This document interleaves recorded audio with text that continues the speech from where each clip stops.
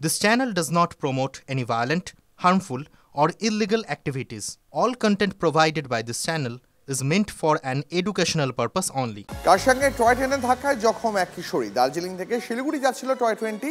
ধাক্কা মারার পর কিশোরীকে বেশ কিছুটা টেনে হিঁচড়ে নিয়ে যায় ওই ট্রেনটি। কিশোরীকে তড়িঘড়ি ভর্তি করা হয় কার্শিয়াং হাসপাতালে, পরে শিলিগুড়ি মেডিকেলে রেফার করা হয়। জখম কিশোরী মকাইবাড়ি চা বাগান এলাকার কালাপানির বাসিন্দা বলেই সূত্রের খবর। মুখ্যমন্ত্রী কড়া বার্তা দিয়েছেন, তারপরেও প্রকাশ্যে ঘুষ নিচ্ছে পুলিশ। আর সেই ভিডিও সোশ্যাল মিডিয়ায় পোস্ট করায় এবার এক ব্যবসায়ীকে হেনস্থার অভিযোগ। কাঠগড়ায় অশোকনগর থানার পুলিশ মিঠুন সাহা নামে ওই ব্যবসায়ী তাঁর দোকানের সামনে গাড়ি থামিয়ে পুলিশের টাকা তোলার ভিডিও সোশ্যাল মিডিয়ায় পোস্ট করেন। ভিডিও সোশ্যাল মিডিয়ায় ভাইরাল হতেই ব্যবসায়ী এবং তার পরিবারকে হেনস্থা করার অভিযোগ উঠছে পুলিশের বিরুদ্ধে।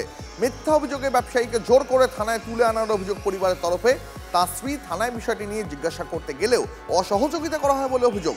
শুধু তাই নয়, মধ্যরাত পর্যন্ত ওই ব্যবসায়ীর মা, স্ত্রী এবং সন্তানকে ঘরের বাইরে বসিয়ে রাখা হয় বলেও অভিযোগ। যদিও পুলিশ সূত্রের দাবি, স্থানীয় বাসিন্দাদের অভিযোগের ভিত্তিতেই ওই ব্যবসায়ী মিঠুন সাহা তাকে গ্রেপ্তার করা হয়েছে। একদম দিনে দুপুরে ঘুষ নিচ্ছে, সেটা আমাদের প্রতিবাদ করা অন্যায় হয়েছে। সেই জন্য ওকে অ্যারেস্ট করে নিয়ে গেছে। ও অ্যারেস্টের কোনো ওয়ারেন্ট নেই যে ওকে কি কারণে অ্যারেস্ট করলো।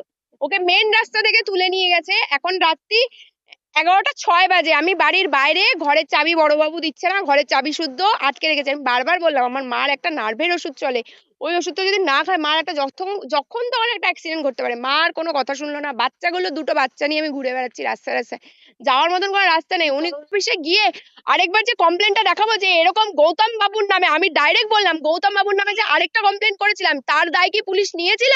আমি থানায় গিয়ে আগে এসপি অফিস, ডিআইজি অফিসে গিয়ে আগেও কমপ্লেন করেছি এদের নামে, তখন এই অশোকনগর থানা আমার বিরুদ্ধে কোনো অ্যাকশন নেয়নি। মিঠুন সাহাকে নিয়ে আমরা এখন বর্তমানে খুবই এর মধ্যে পড়েছি, ভীতিগ্রস্ত হয়ে গেছি ওর প্রতি। কারণ সাম্প্রতিককালে ওর কার্যকলাপ বিগত 1 বছর ধরে যে ধরনের কার্যকলাপ ও করে আসছে প্রতিবেশীর উপরে এবং পাড়ার উপরে, এবং বিশেষ করে পাড়ার মহিলাদেরকে নিয়ে ফেসবুকে যেভাবে নোংরা ভাষা ও ইউজ করেছে, সেটা নিয়ে আমরা যথেষ্ট বিব্রত হয়েছি। সম্পূর্ণ আমাদের পাড়ার যে মহিলারা ওর উপরে ক্ষিপ্ত। কারণ মহিলাদের এগেনস্টে নানা রকম কটূক্তি, তারপরে পাশের একটা বাড়ি জমি সংক্রান্ত বিবাদ। পুলিশ যে তুলে নিয়ে গেছেন, প্রশাসন যে তুলে নিয়ে গেছেন, কারণ কি প্রশাসনের উপরে কোনো ভয়ভীতি ওর ছিল না, তো প্রশাসনকে ও মানতো না। পুলিশ ওদের বাড়িতে অনেকবার এসছেন এবং অপমানিত হয়ে গেছেন বাড়ির ইয়েতে, এবং পুলিশের যে ডিসিশন সেটাকে উপেক্ষা করে ও গাড়িটাকে ওইভাবেই রেখেছেন এবং ওইভাবেই গাড়ি এখনও পর্যন্ত ওখানেই রাখা। পরে খবরে নজর রাখি, মইপিঠের দেবীপুরে তুলকালাম কাণ্ড। মুদির দোকানের আড়ালে মদের ব্যবসা চালানোর অভিযোগ, দোকান ভাঙচুর মহিলাদের। ঘটনাস্থলে গেলে পুলিশকে ঘিরে বিক্ষোভ, পুলিশের সঙ্গে ধস্তাধস্তি।